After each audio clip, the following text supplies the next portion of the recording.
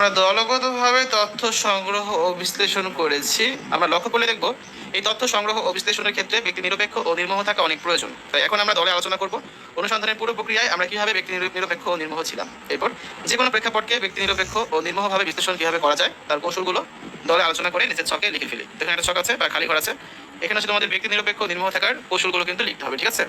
তো আমরা এটা পূরণ করেছি, আসলে দেখি কি লেখা যেতে পারে। ব্যক্তি নিরপেক্ষ নির্মোহ থাকার কৌশল 1, বিভিন্ন দৃষ্টিকোণ থেকে সমস্যা সমাধানের জন্য বুদ্ধিভিত্তিক দৃষ্টিকোণ অবলম্বন করতে হবে।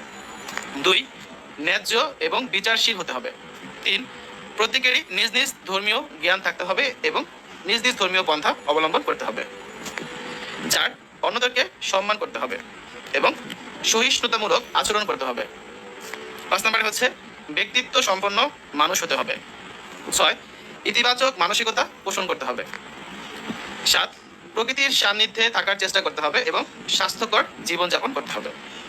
তো আমরা এই ছকটা পূরণ করে ফেললাম। এর পরবর্তী ক্লাসে আমরা দেখবো দলগত কাজ 3, যেটা হচ্ছে তোমরা পর্ব 4-এ দেখতে পারবে, ঠিক আছে?